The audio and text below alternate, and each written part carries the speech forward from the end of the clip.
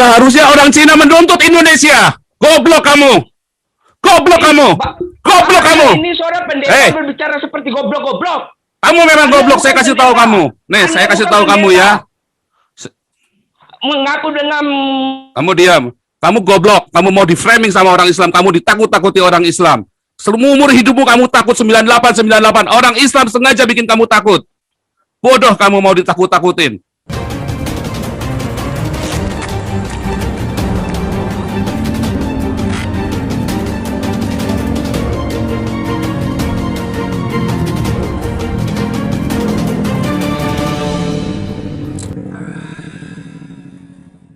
Assalamualaikum warahmatullahi wabarakatuh. Kembali berjumpa dengan saya Aliman Haris di acara Tadabbur Pasar. Pemirsa Tadabbur, semakin asik, semakin gaduh, semakin tidak jelas, gitu ya. Dan semakin gila. Ini cerita dari Nabi yang ke-26 ini, Joseph Paul Zhang ini. Setiap hari dia online. Setiap hari, bahkan kemarin hari Kamis kemarin dia online 3 jam, bahkan sempat goblok-goblokin Zoom dengan salah satu pihak yang ngaku Cina juga dari beragama Buddha gitu ya. Dia goblok-goblokin dia dan macamnya. Ini semakin menjadi-jadi. Jadi memang pada prinsipnya dia itu sakit hati kayaknya dengan umat Islam Indonesia dan Islam gitu ya, agama Islam. Cuma sekarang semuanya sudah mulai digasak, semuanya sudah mulai dituduh sebagai sebuah kesesatan dan lain-lain. Itu pemirsa Tadabbur, ini makin luar biasa orang ini. Pemirsa Tadabbur, sambil lihat cuplikannya yang nanti ditayangkan di channel ini, nanti kita bahas lebih dalam lagi. Seharusnya orang Cina menuntut Indonesia. Goblok kamu. Goblok kamu. Goblok kamu. Ini suara pendeta berbicara seperti goblok-goblok. Kamu memang goblok, saya kasih tahu kamu. Nih, saya kasih tahu kamu ya. Mengaku dengan... Kamu diam. Kamu goblok. Kamu mau di-framing sama orang Islam. Kamu ditakut-takuti orang Islam. Seumur hidupmu kamu takut 98. Orang Islam sengaja bikin kamu takut. Bodoh kamu mau ditakut-takutin. Apa yang Tuhan suruh sama saya. Siapa bilang zaman sekarang beda dengan zamannya Rasul Paulus dan zamannya Yesus? Rasul Paulus ngata-ngatain mereka ural berudak, sama. Tuhan Yesus berkata terkutuklah. Yang saya katakan nggak beda toh? Saya tidak pernah takut sama agama Islam. Kenapa kamu tidak mau namakan muka? Lah, apa hubungannya dengan muka dengan... Berarti kamu takut. Udah, berarti kamu takut. Tunjukkan muka nah saya, iya Pak. dong, tambahkan muka dong. Iya, tambahkan muka dong kalau kamu bilang nggak takut. Jangan bilang saya takut sama orang yang menghina agama-agama lain. Tidak, Pak. Saya takut sama agama Islam. Tidak. Saya bertentang keras dengan Habib Rizik. Saya bertentang keras dengan... Saya nggak urusan. Terima kasih. Saya cuma mau support. Ya. Apa yang Anda lakukan sangat bagus. Ya. Tapi hati. Ya. Dan semoga juga asilumnya diterima. Itu aja. Dan tolong tetap dilanjutkan. Karena orang-orang seperti Anda ini sangat dibutuhkan buat Indonesia. Pemirsa, apa yang dikatakan Paul Zhang ini, apa yang dipilihan Paul Zhang ini sesuatu yang sangat aneh bagi orang-orang normal. Tapi ini adalah sebuah perjuangan dan jihad bagi orang-orang seperti Paul Zhang. Ini dianggap sebuah jihad, ini dianggap sebuah perjuangan.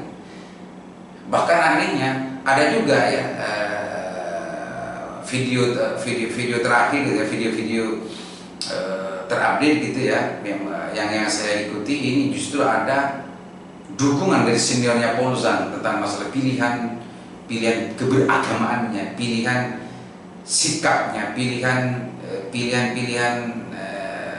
yang selama ini menjadi kegaduhan bangsa Indonesia dan juga dunia ini didukung justru oleh tercatat di situ sebagai seniornya.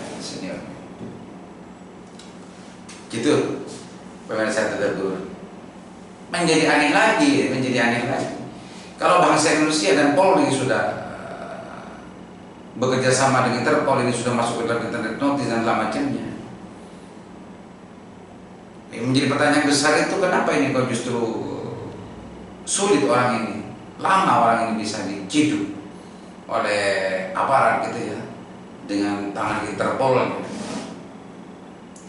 Karena kalau saya kira gitu ya, saya kira dan saya yakin dengan kondisi perkembangan keilmuan teknologi hari ini bukan sesuatu yang sulit untuk melacak keberadaan Polza, sebagaimana yang sebelumnya saya di episode sebelumnya saya jelaskan.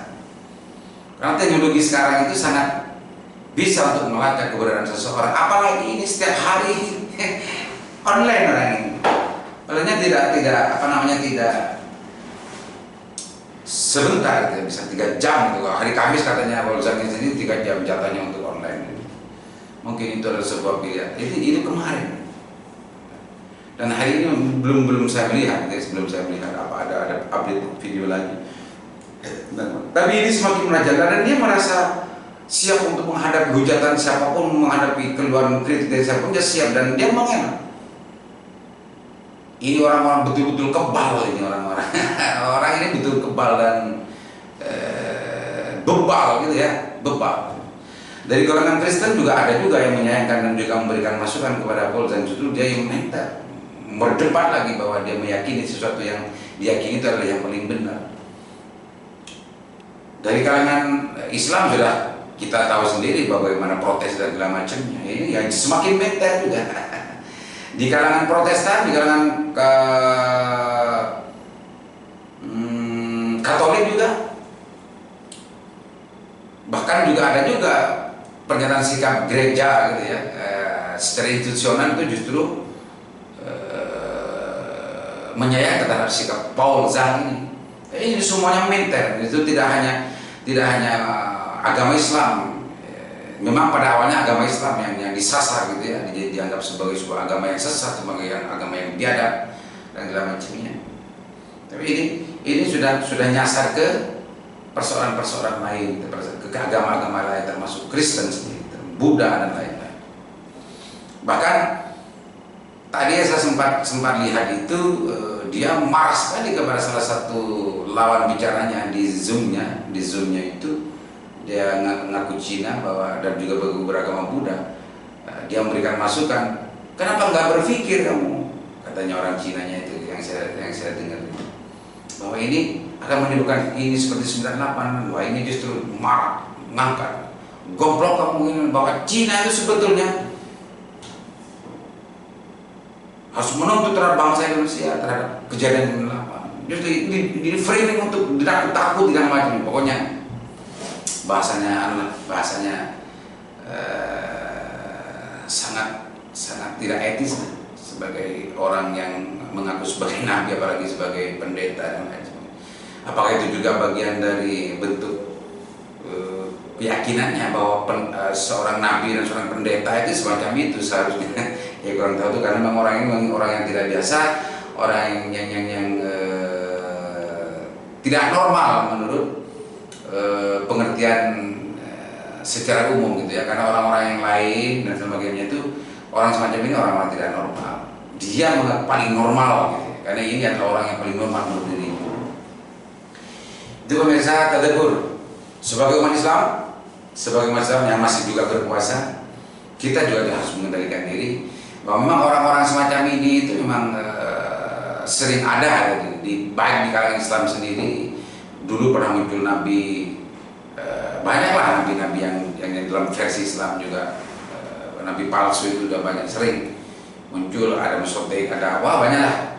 Dan alhamdulillah sampai sekarang saya tidak mendengar lagi yang paling baru. Justru yang paling baru adalah dari Polza ini yang dia melakukan.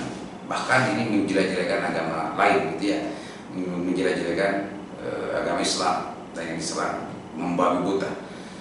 Itu yang lebih aneh lagi ini, tadi ya saya sempat singgung, lebih aneh lagi, kenapa ini kok sampai detik ini belum ketangkep orang ini ada apa? Jangan-jangan apa yang menjadi kecurigaan saya sebelumnya ini memang betul-betul dilindungi dan terlindungi, jangan-jangan ini. Dan ini orang semakin membabi buta, orang ini semakin membabi buta, dan kayaknya tanpa beban gitu ya, live tiap hari gitu ya, tanpa rasa takut kayaknya gitu. Kalau secara akal normal gitu ya, kalau tidak merasa dilindungi dan terlindungi, ini tidak akan berani semacam ini. Ini kalau pakai perspektif akal normal gitu. Tapi kalau memang ini menjadi sebuah pilihan politiknya, ini adalah dia sebagai betul-betul sebagai nabi gitu ya, pasti akan menghadapi semua risiko gitu. Karena dalam dirinya, dalam perasaannya, dalam keyakinannya, dia sedang bersama Tuhan, dia sedang dilindungi Tuhan, dia sedang diarahkan oleh Tuhan, dan apa yang dikatakan adalah kata Tuhan. Mungkin seperti itu dalam keyakinannya. Kenapa dia sampai detik ini masih saja berani live, berani online terus, dan berkomunikasi dengan banyak pihak. Yang menjadi pertanyaan besar itu, kenapa ini kok tidak terlacak dan tidak terciduk sampai hari ini? Kalau tidak memang ada yang melindungi, kalau tidak memang terlindungi. Apa perlindungan itu dari secara hukum atau secara fisik, saya kurang tahu. Tapi kalau melihat dari bagaimana leluasanya si Paul Zhang ini untuk online bicara dengan siapa-siapa dan macamnya, ini dan juga melihat di sisi lain bagaimana pemberitaan, bagaimana Polri dengan rekrutisnya, pihak-pihak aparat keamanan untuk bagaimana melacak, mencari orang ini dengan hubungan diplomatiknya antar negara sudah dilakukan semuanya, tapi ini masih tetap leluasa melakukan Zoom, melakukan kritik, melakukan penyesatan terhadap agama lewat channel YouTube-nya dan lain-lainnya.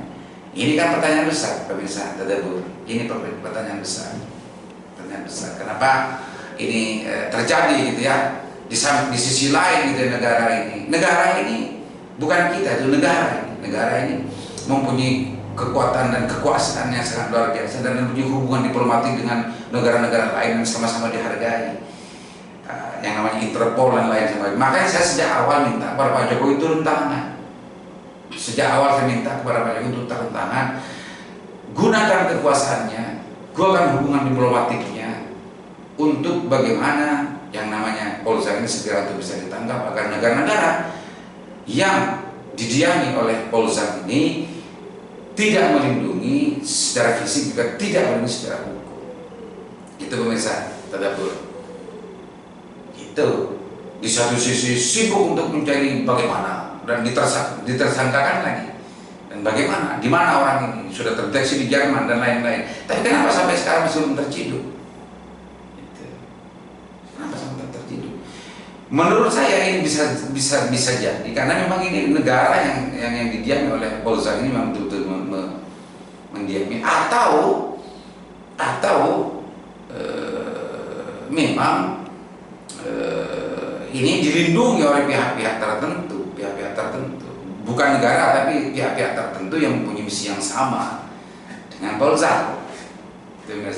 Tapi sebetulnya kalau melihat dan membaca dan mempelajari kejadian-kejadian sebelumnya, seperti bagaimana Nazaruddin dulu di negara apa dulu itu, Venezuela kena, ketemu langsung berangkat langsung kena. Lah kenapa dengan ini kok enggak? Nah ini pertanyaan besarnya kan di sini, ada apa ini semua? Tidak ada. Di sisi yang lain, negara menampakkan keseriusan untuk bagaimana memburu yang namanya Paul Zhang ini dengan kekuasaan, mentersangkakan dia, juga memasukkannya ke daftar notis dan lain sebagainya. Tapi sampai detik ini dia leluasa sekali untuk keluar dan muncul di online, di channel YouTube-nya dan lain-lainnya. Dan apa yang sudah dilaporkan itu berulang-ulang dilakukan, dikatakan berulang-ulang, diperbuat lagi, memojokkan, menyesatkan agama Islam gitu ya, dan lain-lain. Ini pertanyaan besarnya pemirsa Tadabbur.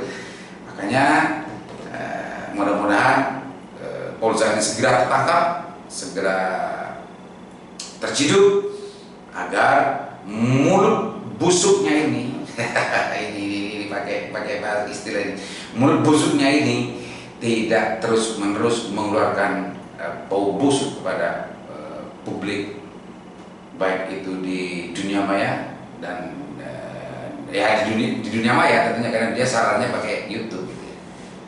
Itu pemirsa Tadabur.